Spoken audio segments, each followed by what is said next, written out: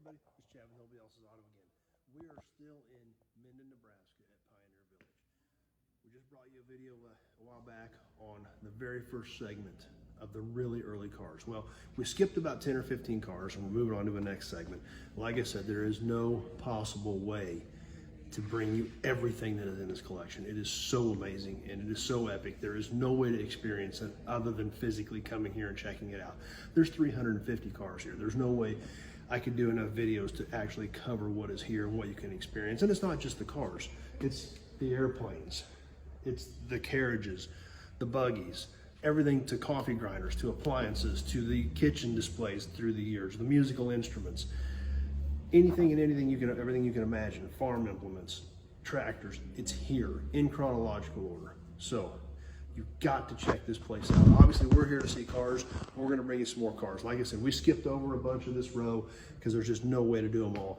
But we're going to move into the next segment and catch a few more on this video. And hopefully, I'm going to get a whole bunch more videos shot today. But like I said, I can shoot videos for a week and not show you everything that's here. So we're going to move up into the 20s now. We started with some brass era stuff. We're going to move into the 20s with this little 1920 Buick. Next to the Buick, we've got something that's really different. This car is huge. If we can step back and get a little better look at this car, this is a really, really big car, this burgundy and black car. And it's a really unique car. We'll come around the front and check this thing out. Everybody's heard of the Case Tractor Company. Abe the Eagle, the iconic Eagle symbol, Case Tractors. It's part of American mainstay. They also make cars, and here's one.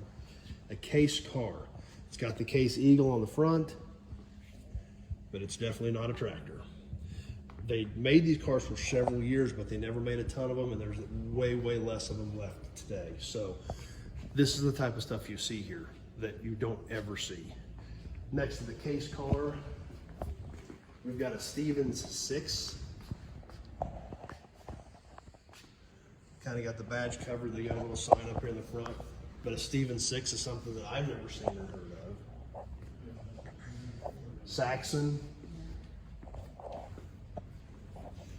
1915 Woods electric auto. And here's a really unique car, a Franklin air-cooled, a 1918 Franklin air-cooled.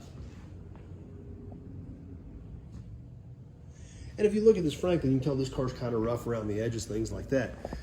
Like we talked about in the last video, this collection was put together starting in the 50s. So a lot of these cars, these really early cars we're looking at, a lot of them were in original condition or they had had amateur restorations done on them because at the time these were 20, 30, 40-year-old cars. They were starting to get old.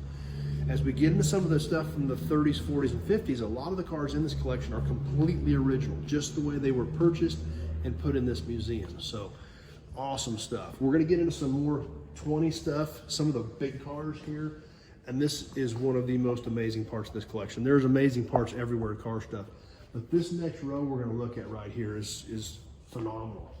A Meteor, a 1924 Meteor. I mean, just the badge alone on that thing is awesome. This is a big, big car. We step back and try to get a scope of the size of this Meteor. This thing is massive.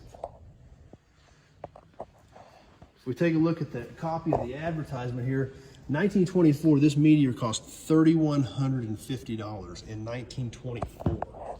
So that was a very high dollar car, and it is a huge car. Next to the Meteor, we've got a 1929 Rolls Royce with obviously the epic front end of the Rolls Royce. And this car appears like it may have probably have had some restoration done on it years and years ago, but it's been sitting here since the 50s.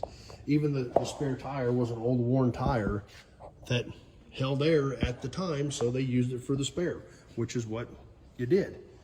Massive 6-cylinder engine, awesome car. Next, we're got a Mercedes, a 27 Mercedes. And we look at this Mercedes and the paint is cracked. The hood has dents in it. Because most of these cars are preserved in as found condition, which is what I love about this place. It's as found, not been touched, not been monkeyed with. a lot of the stuff is as original as it gets. So that's what's so exciting about a lot of this stuff. Here we've got a Pierce Arrow. Awesome design, getting into some super cool Art Deco design. You know, I mean, look at the front bumper. It had the dip in the front bumper to coincide with the grille. You know, headlights were stamped into the fenders, side mount spares, also another massive car. If we look at this car, there are imperfections in it. We see the scratches in the paint, the chips in the paint, the touch-ups. You see the wear spots in the paint. You see the half or mostly bald spare tire because it held there and it was a spare and that was all you needed. They're original. That's what's so cool. It's so great. A Lincoln, a big, big Lincoln. See if it gives us a year on this one. 1929 Lincoln. And it's on the side mount, but that one is pretty much, they got all the good use out of that one. But back in the day, you know, especially if this car was preserved in the 30s during the Depression, if it held air and would get you by, it would work for a spare. Up next, 31 Cord L29, beautiful car. Awesome styling on these. Kind of a different color, kind of a light green, something you didn't see a lot of back in that day. Really neat car. Next to that, we've got the iconic coffin nose Cord, a 37 four-door. Hideaway headlights. Blue, once again, chips, scratches, because I believe the car's all original. This one's kind of out of place. It's a little bit out of place chronologically. As we've talked about before, almost everything in this collection is in chronological order. This 56 Mark II Lincoln is, you know, kind of out of place. They've got a lot of stuff in the 50s. This car was obviously put here for some special reason back in the day. Not a very common car. You didn't see a lot of them at all. They only made a few thousand of them, I believe, 3,400 of them in 1956. But as we see here, these cars were $10,000 in 56. Obviously, in 1956, $10,000 was crazy money. That would probably have bought you a house or almost bought you a house back then. So you really, really, really had to want a special Lincoln to spend that kind of money on it. So there's just an awesome collection, and there's an even newer car here. I'm not even sure what this one is. Let's take a look and see what we've got here. An NSU Spider. That's kind of a different little car. I don't even know a lot about those. But before we wrap this video up, we're going to take a walk down this way because I made a mistake in the last video. And we've got something back here that's going to confirm that and kind of reaffirm what I've been talking about in these videos with all these really early cars and the amount of manufacturers and the amount of different cars. I mean, we've seen some stuff in these, just in these last couple of videos. The Regal, the Stevens, the Case car. Things that you've never even heard of. The Moon we just walked past. The Overland. I mean, just so many different names. You know, the Meteor. And in the last video, I said there were literally hundreds of car manufacturers back in the day at the turn of this, in the early 1900s. I was wrong. 2,600 makes in the last 80 years. And this list was put together in 1978. Is what this poster is dated. 2,600 makes, 2,600 different manufacturers made cars from basically 1900 to 1980. So that kind of puts it into perspective. Now, today we don't see these cars. A lot of them were small manufacturers. A lot of them only made a handful of cars. This collection here in Minden, Nebraska has so many of these cars that we don't see. The ones we just talked about, the Moon, the Regal, the Case car, the Stevens, things like that. They're here because they got them back in the 50s when they could still find this stuff, and they preserved them here. And you can still see them, a lot of them in their original condition. So that's why I keep preaching to everybody, you've got to check this collection out. And like I said, not only is it just cars, they've got wagons, they've got lamps, they've got lanterns, they've got musical instruments, they've got kitchens set up. Here we've got another wagon that was a peddler's wagon, a general merchandise wagon, set up with merchandise in it.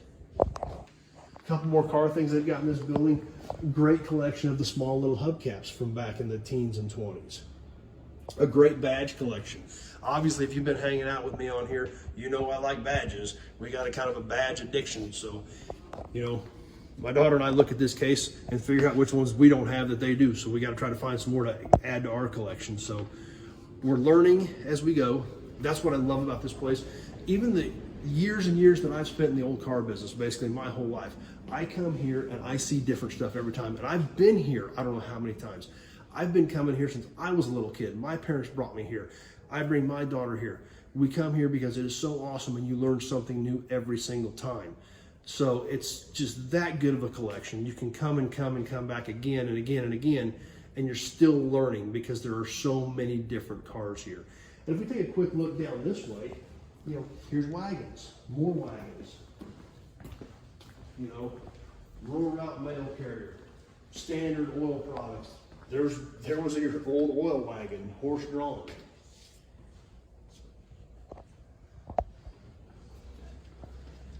And just all kinds of stuff. A gypsy wagon from 1850. And these are all on display. Some of them restored, some of them original.